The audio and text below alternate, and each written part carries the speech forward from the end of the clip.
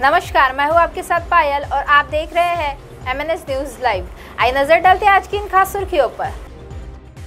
तंदूर कांड, जब पति ने पत्नी को गोली मारकर तंदूर में भून दिया था। मंदबुद्धि किशोरी से दुष्कर्म, वीडियो वायरल। विवाहिता ने कराया 3 तलाक का मुकदमा। अब खबरें विस्तार से। तंदूर कांड, जब पति ने पत्नी को गोली मारकर तंदूर में भून दिया था। श्रद्धा मर्डर ने दिलाई याद। मर्डर केस के बाद अब उन क्राइम केस की चर्चा हो रही है जिन्होंने एक वक्त काफ़ी सुर्खियां बटोरी थी। इसमें से एक केस तंदूर केस है, जब एक शख्स ने अपनी पत्नी को मारकर तंदूर में भून दिया था। श्रद्धा मर्डर केस की इन दिनों काफ़ी चर्चा हो रही है। ये वही केस है जिसमें एक शख्स ने अपने लिव इन पार्टनर को जान से मारने के बाद लाश के 25 टुकड़े कर दिए और जंगल में फेंक दिया। इस मर्डर के बाद उन सभी मर्डर केस की बातें हो रही जो काफ़ी खतरनाक थे, यानी उन केस में विभत्स तरीके से हत्या की गई थी या हत्या के बाद लाश को साथ काफ़ी बुरा बर्ताव किया गया था। इन केस में एक तंदूर कांड भी है। इस केस ने तंदूर कांड की फिर से याद दिला दी है, जिसमें एक शख्स ने अपनी पार्टनर की हत्या कर दी थी। तो जानते हैं तंदूर कांड की क्या है कहानी, जिसमें निर्ममता की सभी हदी पार कर दी है।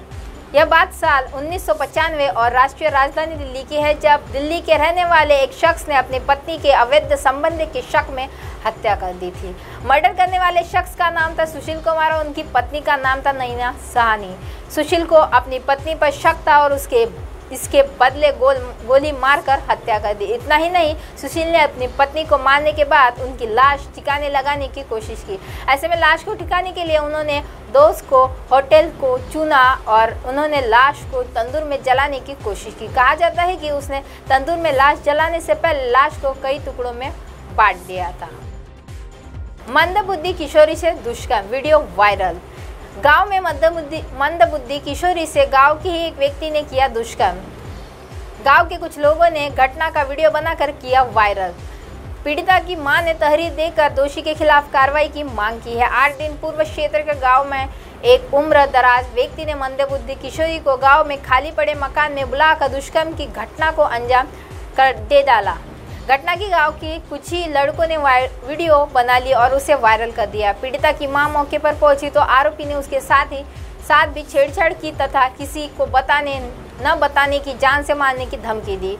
विरोध करने पर आरोपी के पुत्र मौके पर आ गए और अपनी दबंगई दिखाते हुए मामले को रफा दफा करने का दबाव बनाए। पीड़िता की मां ने बताया कि आरोपी उसकी पुत्री से पहले भी छेड़छाड़ कर चुका है। उधर गांव के इन कुछ लड़कों ने घटना का वीडियो बना ली और उसे वायरल कर दिया। पीड़िता की तहरीर पर पुलिस ने विनोद शर्मा, उसके 3 पुत्र सोनू, कलुआ, मोनू और गोपाल के खिलाफ मुकदमा दर्ज कर लिया है। थाना क्षेत्र मुरेंद्र पाल सिंह ने बताया कि आरोपी के खिलाफ मुकदमा दर्ज कर लिया गया है, पर आरोपी की शीघ्र गिरफ्तारी की जाएगी।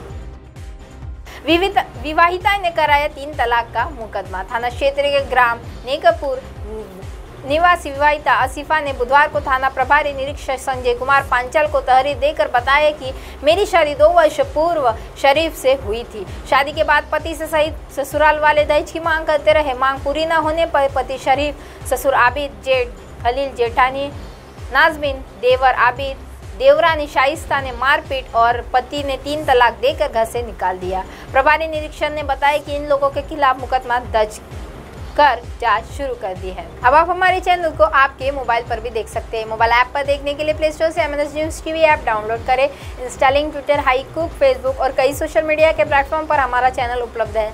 आप इसे यूट्यूब पर भी देख सकते हैं। आप हमारे चैनल को लाइव भी देख सकते हैं www.mnsnewstv.com पर। फिलहाल वक्त तो चला है दर्शकों ब्रेक का। ब्रेक से लौटने के बाद देखिएगा देश और दुनिया की तमाम खबरें। बने रहिए MNS न्यूज पर। नमस्कार।